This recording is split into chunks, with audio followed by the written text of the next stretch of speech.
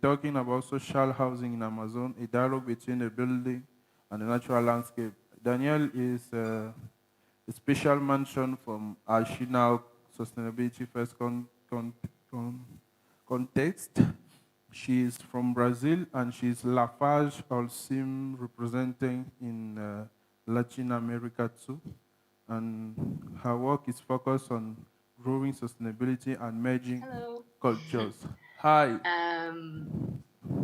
So, good morning. So, first of all, I would like to thank Cedric for the invitation. It's an honor for me to participate in the discussion today. And I'm going to tell you a little bit about my research carried out at the University of São Paulo, and that was part of my final graduation project.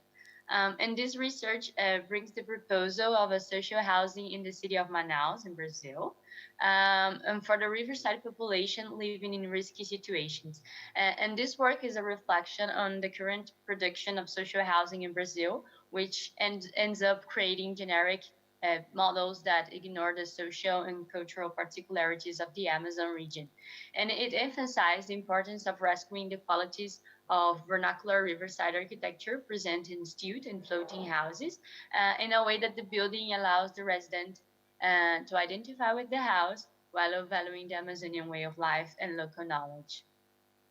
But before I started to design an architectural project in such a complex area that is the Amazon, it was necessary to understand the local specificities, such as the local culture, landscape, and climate. And the studied area has a predominantly hot and humid climate, where two very distinct periods stand out throughout the year: the period of constant and strong rains, known as regional winter, which comprises the months of January to April, and the Amazonian summer, marked by less frequent rains from June to November. And this variation between periods of dry and periods of abundant rains has a great influence on the configuration of the local landscape. The volume of the rivers in the Amazon basin varies throughout the year. For example, the level of the Black River, which is one of the main Amazonian rivers, has a variation of around 10 meters between the peak of the largest flood and the peak of the ebb. And depending on the time of the year, the width and extent of riverbeds change, and islands disappear and reappear, and lakes and ponds expand and contract. Um, and the rhythm of waters not only changes the landscape, but also influences the life of the riverside population, who have adapted their way of living to this annual variation. And in this way, the rhythm of the waters imposes the rhythm of life in the Amazon. And inhabiting the floodplain area requires adapting to the hydrological cycle of the rivers, and the adaptation of the population to the local environment is reflected in their traditional architecture. There are basically two different types of housing: the stilt and the floating houses, and both present solutions that bring inventiveness and adequacy between the technique and the environment. The stilt houses are built on wooden pillars. They have a simple configuration, usually with only one room that works as a bedroom, a living room, and kitchen. And this type of layout allows a good ventilation of the internal space of the house, being an example of adaptation to the local climate. And the house is built traditionally using local materials found in abundance, such as wood, jungle vines, and leaves. And the floating houses resemble the stilt houses in the choice of construction materials and layout, but differ in the fact that it is not attached to the ground. It floats on water, so it's able to change places. And it also has the advantage of being less vulnerable to river floods and ebbs. And the traditional floating house is built on logs of asaku, which is a light wood with low density that floats on water. And it is a typical tree of the floodplain forest. So it's very resistant to the water, and it can be used for more than 40 years. And the second part of my research was focused on the history of Manaus, the city of Manaus, because I believe that the knowledge about its historical past is fundamental for understanding its current problems, and it's only after its analysis that it is possible to propose a project on the site. In this presentation, I will present the subject in a more summarized way, mainly addressing the transformation that the city has undergone in recent decades. So over the last 2 centuries, the city of Manaus, which is located in the heart of the Amazon rainforest, has undergone a process of intense transformations that were motivated by the enrichment that came from the exploration of rubber from the forest. And the changes were led by government initiatives and consisted in expanding the urban frontiers over the forests and rivers in an attempt to control and discipline nature in favor of the pursuits of modern and civilized life. And this process consequently transformed the original rich and complex landscape of Manaus into a homogeneous scenario that has failed to dialogue with the surrounding environment. And the ignorance for modernity also contributed to the abandonment of local vernacular architecture, driven by pejorative connotations that related it to underdevelopment. So traditional buildings were replaced by others of a global character, mainly influenced by European models of architecture and urbanism. Um, that were reproduced everywhere in the country. And this decontextualization between architecture and the territory has contributed to causing numerous environmental problems and poor efficiency of the buildings constructed. And in addition, the city began to face a major housing crisis, which was strengthened with the implementation of the industrial zone in the city that attracted thousands of migrants from the interior of the state due to employment opportunities. And with the lack of public policies and efficient urban planning, part of the population began to live on banks of the rivers in inhuman and precarious ways. And the rivers were chosen as a preferred place for the occupation because, in addition to allowing a continuation of the riverside lifestyle, they were areas not really supervised by the public control. So they were areas, there were an alternative for those who did not have enough income to enter the formal city and live on land. But in these occupations, the lack of sewage and garbage collection is frequent, aggravating the environmental degradation of those areas and also facilitating the spread of diseases. And some housing projects were built in response to these problems. However, a large part of the housing projects carried out since the 20th century were located in areas far from the city center, increasingly pushing the low-income populations towards the periphery. And the lack of concern for local ways of life and traditions, which are strongly linked to the presence of water, was also evident through the transfer of populations from the riverbanks to areas on land. And the last major housing project of the Amazon government in Manaus was the Prazamin, which had one of its main objectives to rehabilitate the occupation of the city's rivers. And a novelty that the project brought was the maintenance of the former residents in the region. However, it was very criticized for significantly altering the local landscape.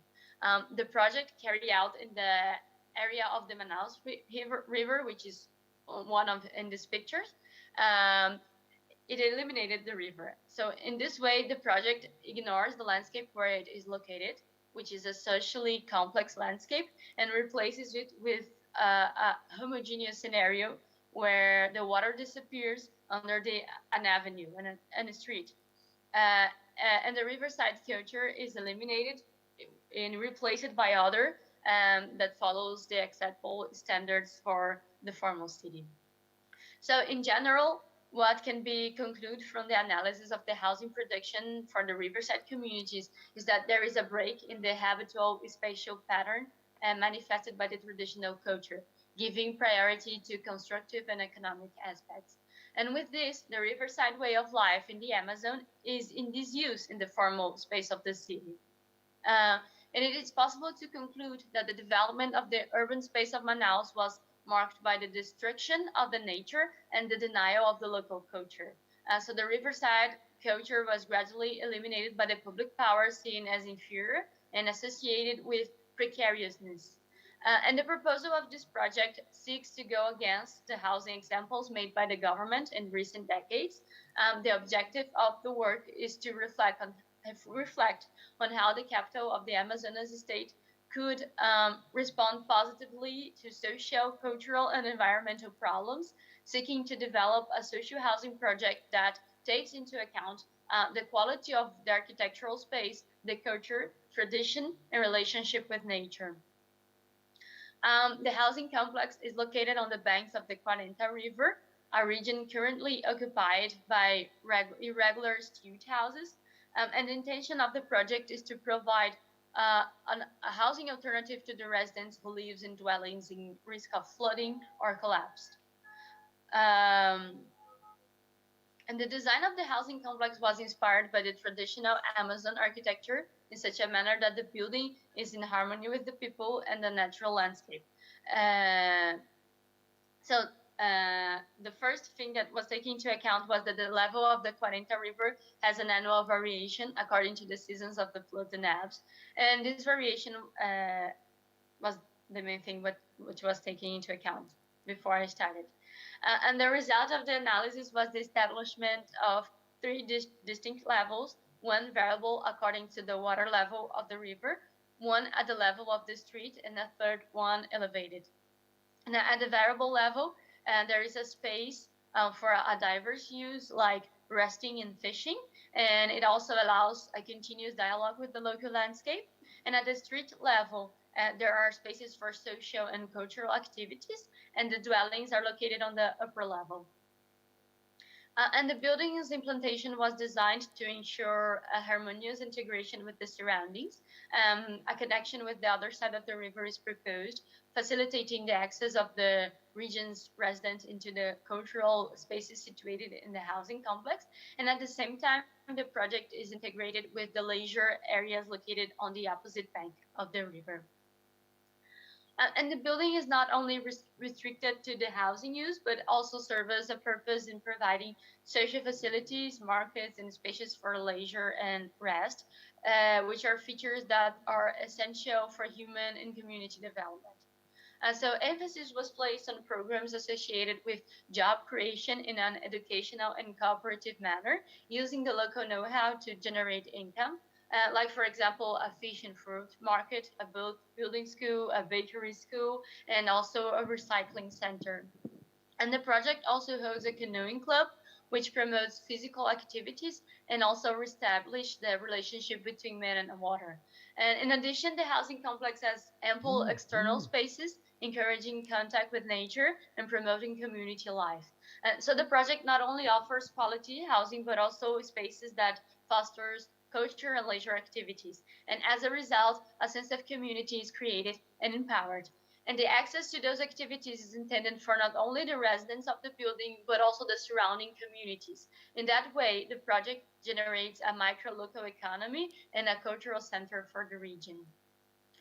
So these are the floor plans. On the left, we see the floating level where there are some nets where people can lie down and relax. And on the right, we see the ground floor. Close to the river, we have the cultural and social spaces like the canoeing club and the community center. In the middle, we have the apartments for physically impaired people and elderly. And parallel to the streets, close to the streets, are the markets, the bakery, and also the boat building school. And on the upper floor are the other apartments, which is on the left. And on the right, we see the roof plan with the solar panels. And here we see the sections and facades. And this is a section in perspective showing the three different levels of the building, the floating level, and the commercial and cultural level, and the upper level with the dwellings. And there are two types of apartments, one with 36 square meters and the other with 54 square meters. And the units have full internal partitions inspired by the typical floor plan of the riverside dwellings. And the idea is also that the residents can adapt the units according to their needs. And these are the units from the ground floor that are adapted to the wheelchair. And the main material used for the structure of the building is Itaúba, which is a local wood with high durability and resistance to humidity. And it is used in the pillars, beams, and trusses. And the advantage of using reforested wood is that it absorbs carbon dioxide during growth and also generates less residues during the construction phase.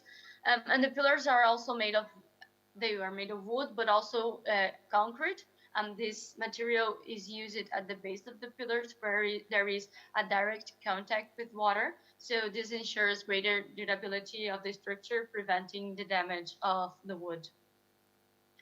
And the roof develops a fundamental role in guaranteeing thermal comfort to the building because it is through it that the greatest thermal energy is transmitted. So it was designed in order to achieve a good adaptation to the local climate.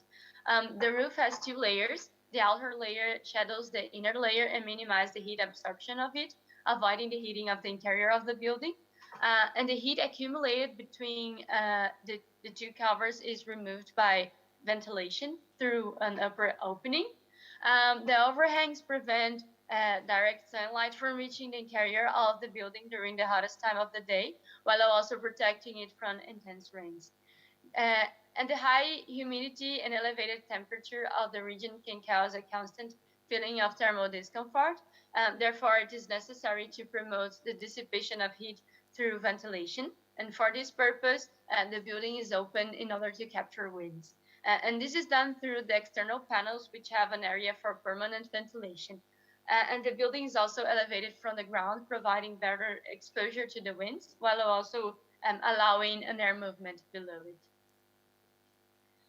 And also the rainwater is harvested and utilized in toilets, and the sewage water is treated so it does not further pollute the rivers. And this is a 3D image from the apartment, the interior of the apartment. Another image from the interior of the apartment showing these large windows for cross ventilation.